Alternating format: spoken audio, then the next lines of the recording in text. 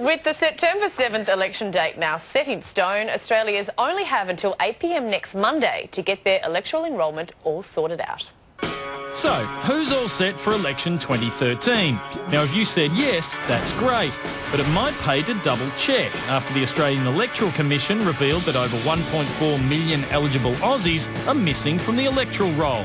We've got 7 days from this evening. You can do the whole process online. Just go to the AEC website and follow the steps. What's more, now that Tony Abbott is facing Kevin Rudd, an opponent that's streets ahead as preferred PM, this thing is probably going to be so close that every single vote will be crucial. However, getting at least some of those 1.4 million unenrolled voters to cast their ballots might be pretty tough. You see, a couple of recent studies have shown that the almost 500,000 unenrolled Aussies aged under 25 just aren't interested in politics, believing no one party represents their interests. As millions of young people decide that politics doesn't matter, then politicians choose to ignore the issues of young people and instead those politicians focus on the concerns of older people. Yeah, so get involved, 18 to 24-year-old Australians. And don't forget, if you can't find someone to vote for, find someone to vote against. Kev from Labor, he's definitely got some weird habits. And surely tough guy Tony has done something that ticks at least some of you off. What is the context?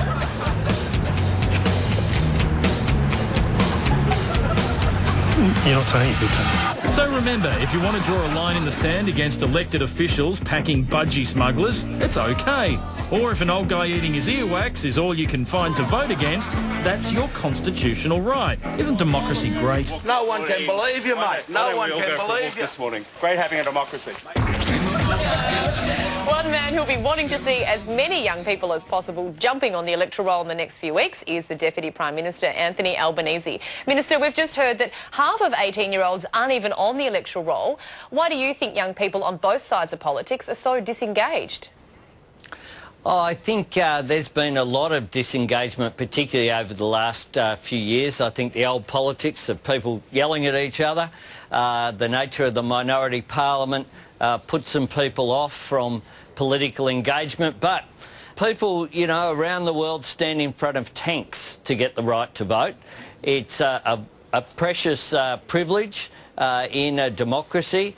And democracy's the best system there is, so people should participate. Well, one of the reasons people might not want to vote is they see what we saw in New South Wales last week after ICAC handed down its findings, corruption in politics. You've got 9 seats in New South Wales under 5%. I don't need to tell you because you do the numbers better than anybody else. I mean, you're in a hopeless position there, aren't you? You're not going to win any of those seats, so the election could be won, Anthony Albanese, just in one state. That's not right.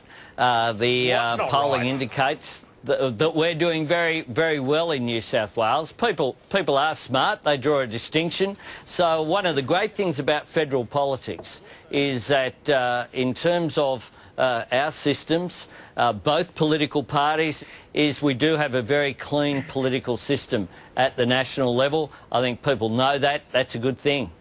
Albo, it's going to be tough for you guys. The nation's biggest newspapers are campaigning against you. The Herald Sun on the weekend came out with it's a ruddy mess. The Daily Telegraph today said, kick this mob out. I mean, after all the advertising money you've spent with these guys, do you get annoyed that they're, like, so against you? They're subtle, aren't they? What do you think they're trying to say, Dave? But they're a balanced organisation. I think they should just come out and say what they think. I reckon people have a look at that and they think this is supposed to be a newspaper that reports on the news. At the time of an election, the media do have a responsibility to report both sides in a balanced way. The telly today, I think, was really pretty over the top. I texted Paul Whittaker, the editor, this morning. It said just one word, subtle ... I haven't got a response yet. Now, the polls are close. We've known this election's coming for ages. We pretty much know how it's going to play out. But the one big game changer, I'm just curious to know on what date you're going to announce that the Labor Party supports gay marriage. Well, the Labor Party, we did that at the last national conference. We adopted that as our policy, and we also said that we would have a conscience vote. I certainly support that. I think the big thing is that you can give people the same rights without taking away the rights, existing rights, that other people have. I was allowed to get married. I don't see why anyone who is in a loving relationship with another person shouldn't be able to as well. Now, Anthony, just one more question. Yes or just a one-word answer. Is Kevin Rudd a nicer second time round as Prime Minister? Always been nice. Oh, good answer. 2 words. Yeah. Albo, or should I say Deputy Prime Minister, thank you very much for your time.